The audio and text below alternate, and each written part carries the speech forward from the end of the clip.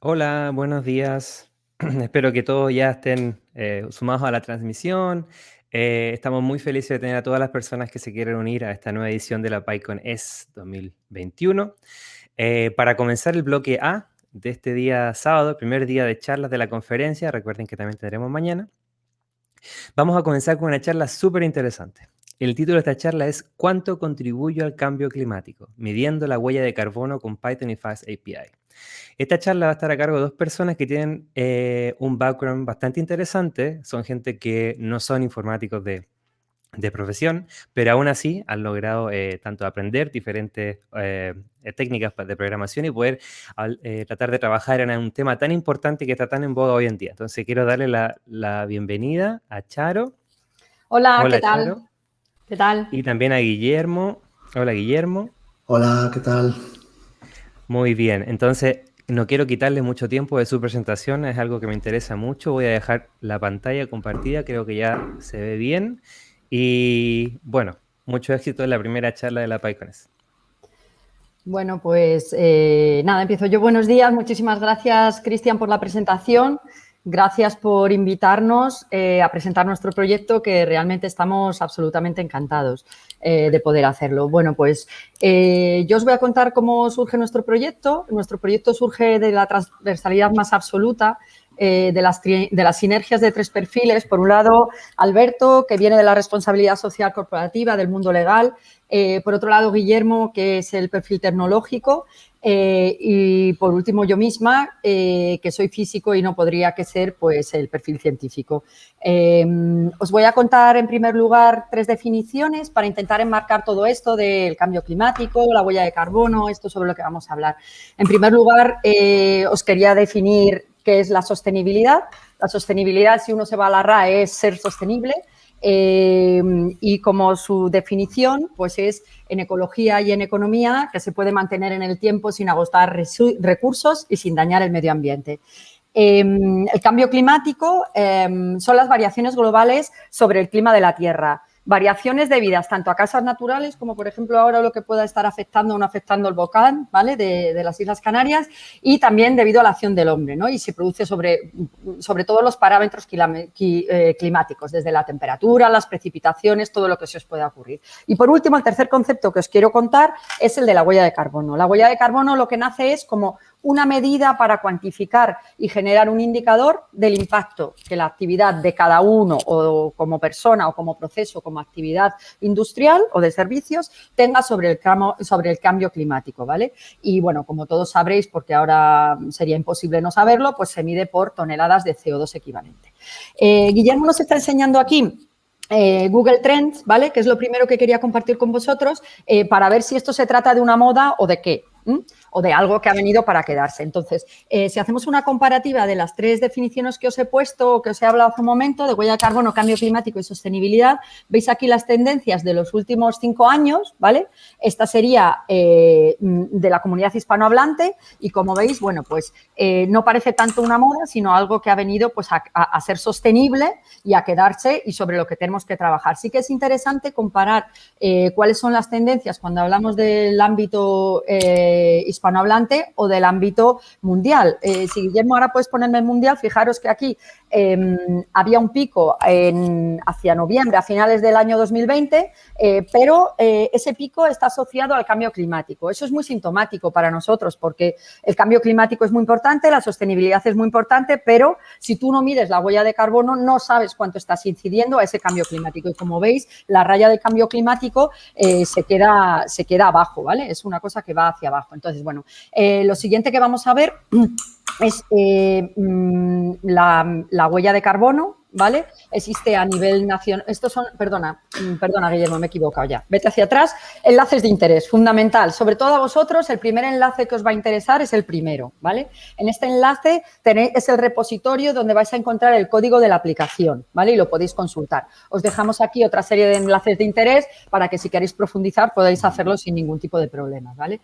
Lo siguiente que os quiero contar es la Oficina Española de Cambio Climático. La Oficina Española de Cambio Climático es un organismo adscrito al Ministerio donde las organizaciones de manera voluntaria y gratuita pueden decidir inscribir su huella de carbono, es decir, cuánto contribuyo a las emisiones en toneladas de CO2 equivalente. Como veis, las proyecciones y las previsiones que hemos hecho, que esto lo hemos hecho nosotros, nos indica que efectivamente esto no es tanto una moda, sino que es algo que ha venido para quedarse y cada día más, ¿vale? Solamente deciros que en la Oficina Española de Cambio Climático puedes tener 3 registros diferentes y en función de los registros que hagas, ellos te dan un sello. El primero es el de cálculo, ¿vale? El segundo es el de reduzco y el último es el de compensa, ¿vale? Son las distintas patas que tienen. Esto lo que nos hace ver es que si no calculo, no puedo reducir porque no mido y si no reduzco, pues bueno, luego uno puede tomar la decisión de primero reducir y luego compensar o las dos cosas en paralelo, ¿vale? Entonces, bueno, si seguimos hacia adelante, ahora lo que os quería contar es esto está ahora mismo en boca de todos, ¿vale? ¿Quién nos iba a decir hace 2 días, ¿vale?, que páginas web como Expansión tendrían una sección solamente dedicada a las emisiones? Esto lo que nos hace ver es cómo los riesgos financieros, no financieros, perdonadnos, es fundamental considerarlos para el día a día de la economía y de otras cosas. Dicho esto, lo que sí que os quería trasladar y es un nuevo término, que es el de la infosicación. Bueno, nosotros lo manejamos hace muchos años y es que estamos literalmente bombardeados por informaciones. Informaciones de todo tipo, ¿vale? Informaciones que vienen de otro tipo de fuentes, no todas hay que considerarlas, hay que ver de dónde vienen, qué solvencia científica tienen y demás. Os he puesto esta transparencia o esta fotografía porque podéis ver que hoy por hoy tenemos desde las soluciones más peregrinas y bizarras, ¿vale?, pero que son seguramente iniciativas que no te llevan a ningún sitio, ¿no? O sea, tú puedes decidir hacer esto, pero eso por sí mismo no te va a llevar a una solución global ni a nada. Entonces, nosotros en nuestra solución, en nuestra aplicación, lo que apostamos es por el rigor científico y por los estándares, ¿vale? Entonces, seguramente si has tenido que lidiar con hacer reportes de huella de carbono, ¿vale? Sabes que hoy por hoy la huella de carbono es una cosa que en muchas ocasiones se hace de una manera artesanal, ¿vale? De una manera artesanal que lleva muchas acciones diferentes, pero que se hacen, no os digo de una manera completamente manual, pero sí intentando integrar diferentes cosas. Bueno, al final, la solución que nosotros proponemos es el análisis de la información y la automatización siempre que sea posible, de manera que los que nos dedicamos a hacer la huella de carbono le podamos aportar valor con otro tipo de cosas, ¿vale? Siempre basados absolutamente en estándares internacionales y en datos científicos, ¿vale? Nos apoyamos en bases de datos públicas relevantes que vigilamos, analizamos y actualizamos para que nuestra aplicación dé las respuestas que necesitan los usuarios de las mismas. Y ahora, para enseñaros en qué consiste la aplicación, le voy a dar paso a mi compañero Guillermo, que es quien realmente se lo sabe todo porque lo ha hecho él. Muchas gracias, Charo. Pues, bueno, ahora que ya sabemos qué es la huella de carbono, vamos a ver cómo se calcula la huella de carbono de una organización, que es el caso que vamos a ver hoy. Y para ver eso, pues vamos a hacer una demostración del cálculo de una huella de carbono utilizando una herramienta que hemos desarrollado.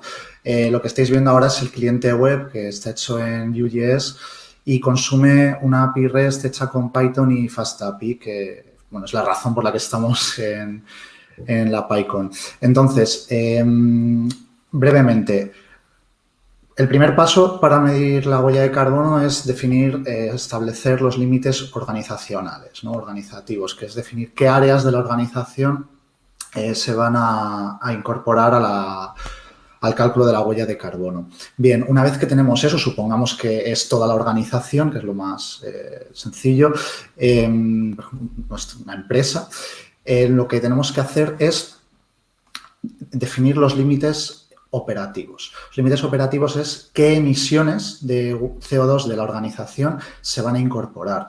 Y aquí entra en juego el concepto de alcance. Los estándares internacionales establecen 3 alcances. El alcance 1 son las emisiones de combustibles fósiles CO2 derivado de la quema de combustibles fósiles directas.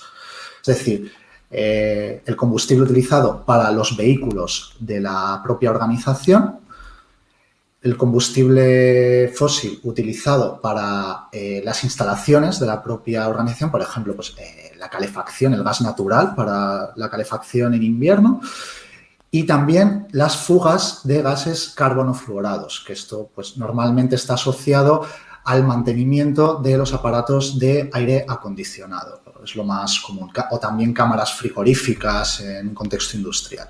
Luego tenemos las emisiones de alcance 2. Las de alcance 2 son las indirectas, que es la electricidad, básicamente. ¿Por qué? Porque, bueno, aunque evidentemente no estamos generando directamente emisiones cuando encendemos la luz, esa electricidad que estamos consumiendo se ha podido producir quemando combustibles fósiles. Por lo tanto, hay consumos eléctricos que generan CO2 y esos son los que entran en el alcance 2. Aquí tenemos la flota de vehículos eléctrica que pueda tener la empresa, que esto es algo cada vez más habitual y hay que contabilizarlo. Y también, bueno, pues evidentemente la electricidad de las instalaciones, que además esto es un tema que ahora mismo está muy en boca de todos. Y luego tenemos el alcance 3, que son las emisiones indirectas sobre las cuales la organización no tiene tanto control. Por ejemplo, las emisiones generadas por los desplazamientos del personal de su casa a la oficina, de la oficina a su casa, o las emisiones de CO2 de la cadena de valor, de los proveedores.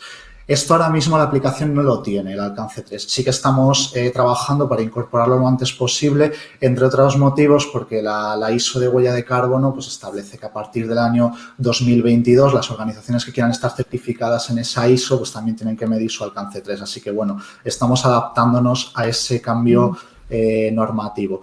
Pero para el tema de la huella del MITECO, que es lo que ha comentado Charo, solo se exigen los alcances 1 y 2, que es lo que estáis viendo ahora mismo. Bien, entremos ya un poco más en materia. Para cada uno de estos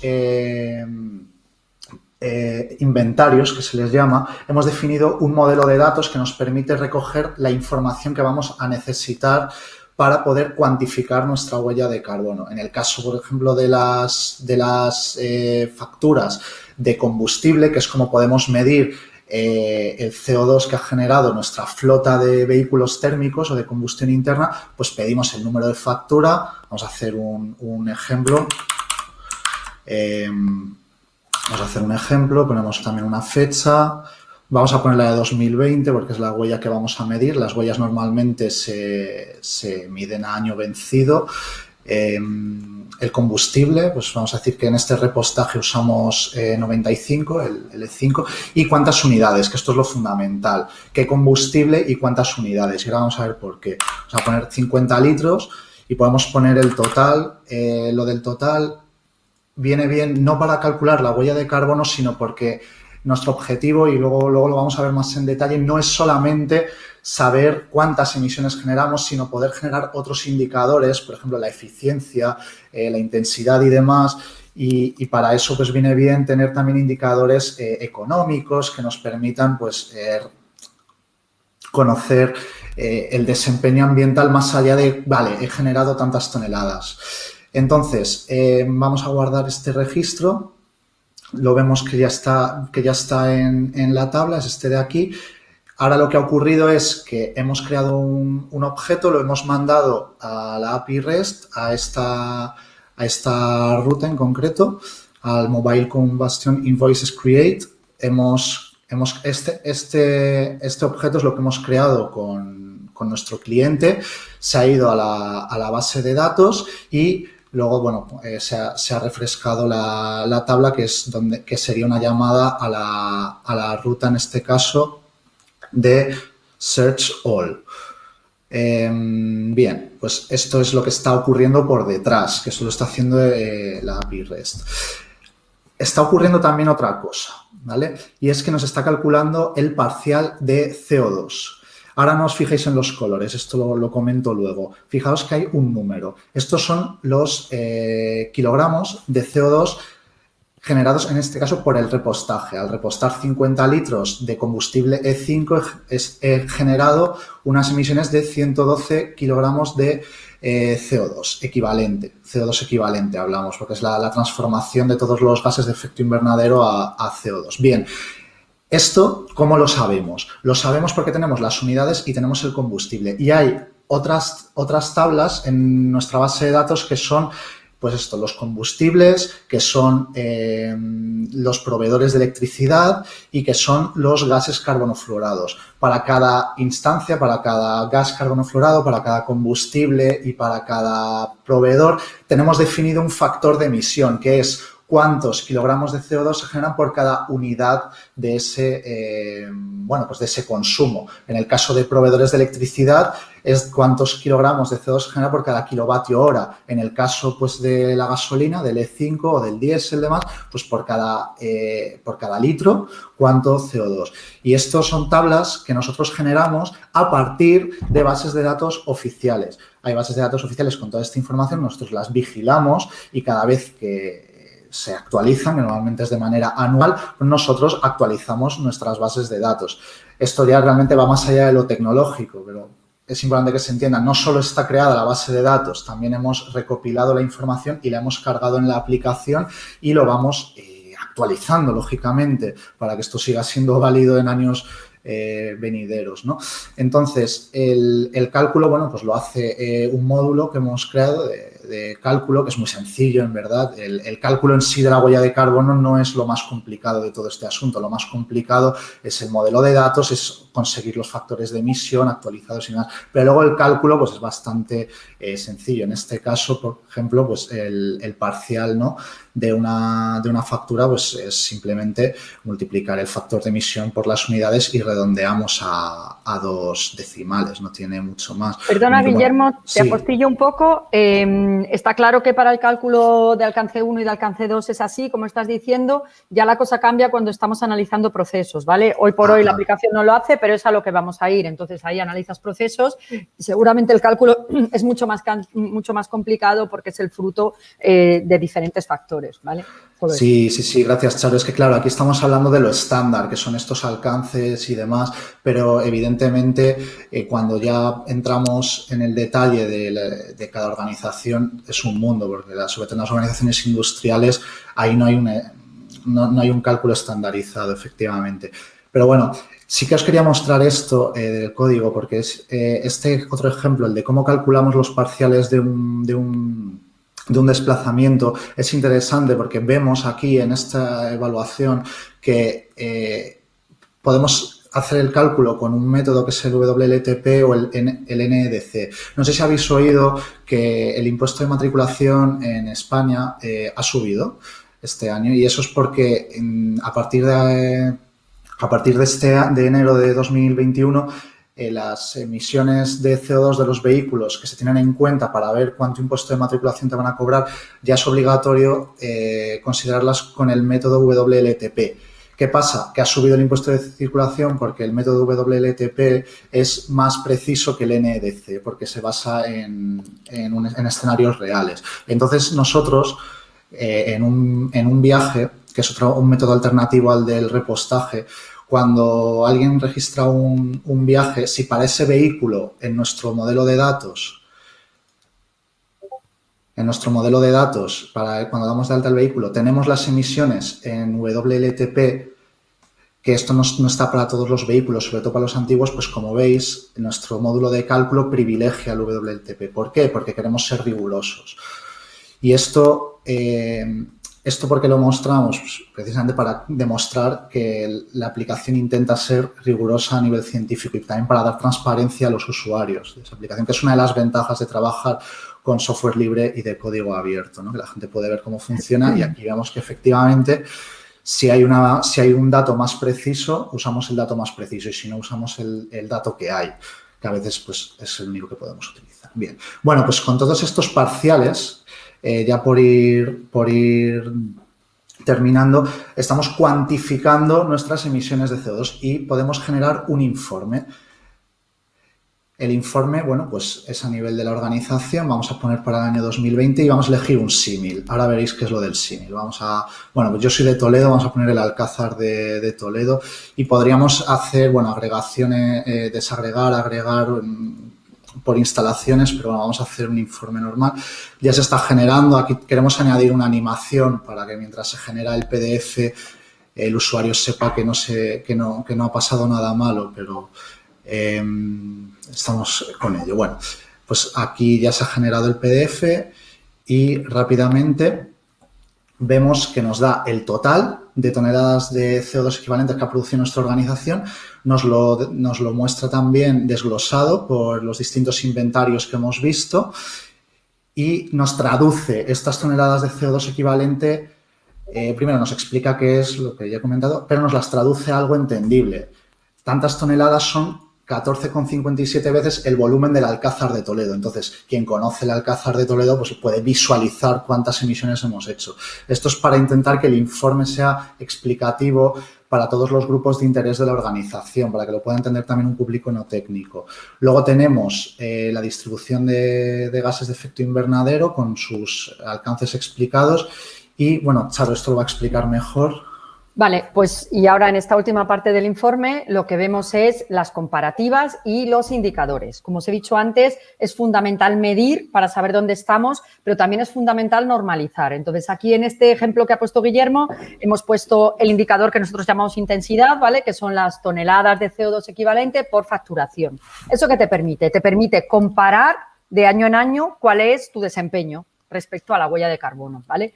Dicho esto, evidentemente, cada organización puede decidir definir indicadores que sean más acordes y más representativos de su propia actividad, ¿vale? Dependiendo de qué sea. Y la otra parte importante que tiene o que contiene el informe es la comparativa con el sector, ¿vale? Yo muchas veces digo, mira, si me estás diciendo que son tantas toneladas, que son tantos alcázares y todo lo que tú quieras, pero ¿cómo estoy yo? Si no sé cómo estoy, a lo mejor, bueno, a lo mejor no, seguro, si no sé cómo estoy, no sé lo que tengo que hacer, ¿vale? Y para evitar ir a tontas y a locas, pues entonces hay una comparativa con el sector. Esto por detrás lleva un trabajo muy intenso, como os hemos dicho antes a lo largo de la presentación, tanto de vigilancia tecnológica como de actualización de las bases de datos para utilizar fuentes que sean fiables, ¿vale? Y sólidas. Ahora mismo estamos trabajando a nivel nacional, pero estamos ya empezando a ampliarlo a otro tipo de fuentes. O sea, ahora mismo te puedes comparar con otras organizaciones dentro de España, ¿vale?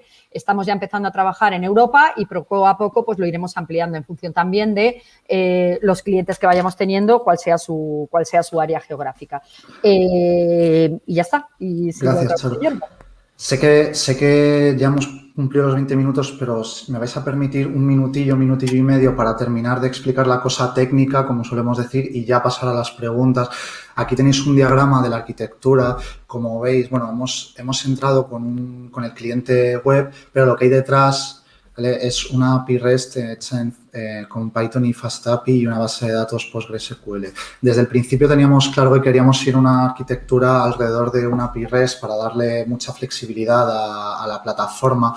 Nosotros hemos trabajado con este cliente, que es el cliente estándar, pero, por ejemplo, pues otra organización que a lo mejor es intensiva en procesos industriales se podría crear su propio cliente totalmente a medida.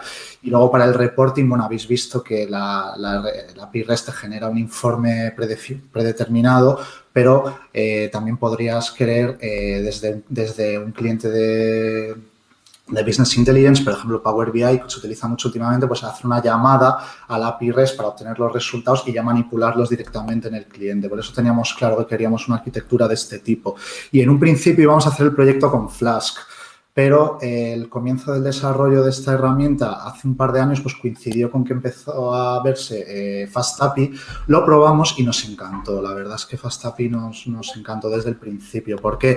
Porque nos permitía trabajar más rápido que con Flask y por una cosa especialmente interesante que era que se iban todas las rutas que vas generando en FastAPI.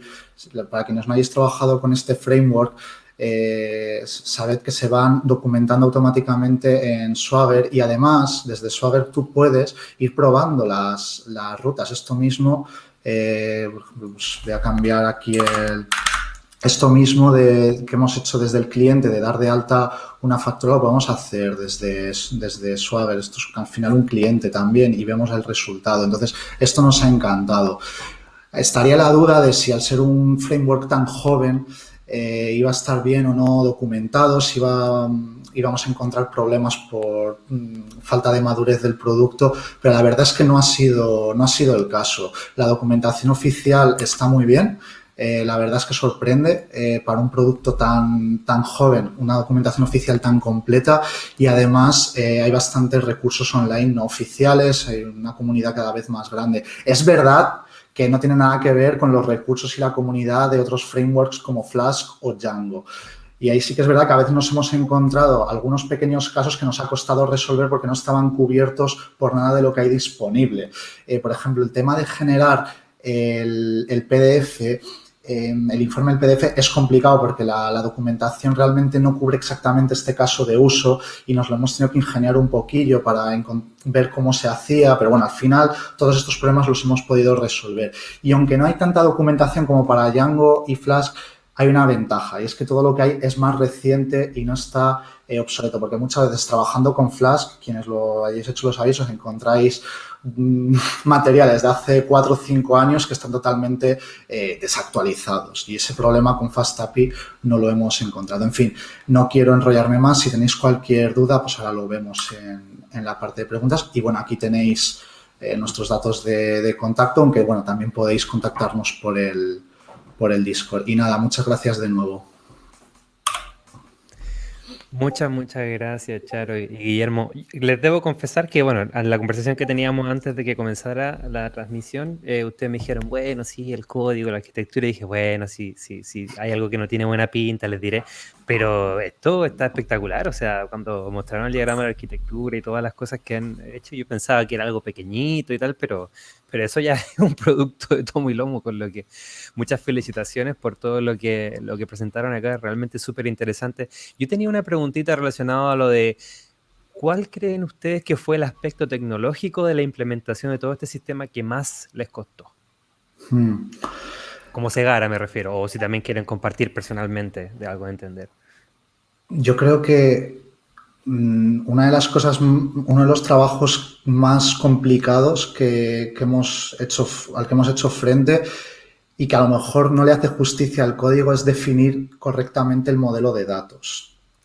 Muchas veces los problemas técnicos más fuertes no es la sintaxis, no es el código, que evidentemente hay retos, como esto que decía de generar el PDF y que lo muestre el cliente. Eso fue un reto de código, ¿vale? Puro y duro. Pero los retos, yo creo, más importantes han sido definir un modelo de datos que pueda servir para todas las organizaciones. Eso es complicado. Y también el tema, que no lo he comentado en detalle, de aquí habéis visto que da un color, da un color en función del parcial de CO2. A ver, esto ahora mismo el cliente todavía no lo tiene implementado. Es decir, esto aquí está hecho de manera muy sencilla con unos ifs y unos valores predefinidos. Pero si os fijáis en el código, vais a ver que para cada vehículo, para cada instalación y para cada equipo hemos definido un campo que se llama outliers, que es los valores atípicos. En realidad lo que es el rango de la distribución normal para ese vehículo, para esa instalación o para ese equipo. Y eso lo que va a permitir es que el cliente pueda detectar de forma precisa si hay una desviación. Es decir, por ejemplo, si yo tengo un vehículo eléctrico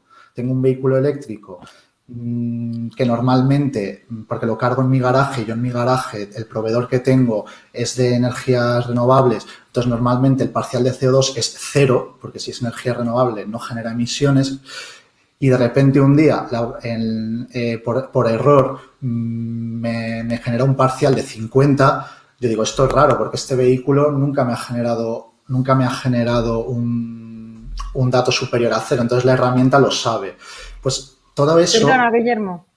Sí. Importantísimo. Aunque tecnológicamente sea real 100%, Luego, desde el punto de vista del negocio y del análisis, se necesita un analista que sepa del negocio Claro.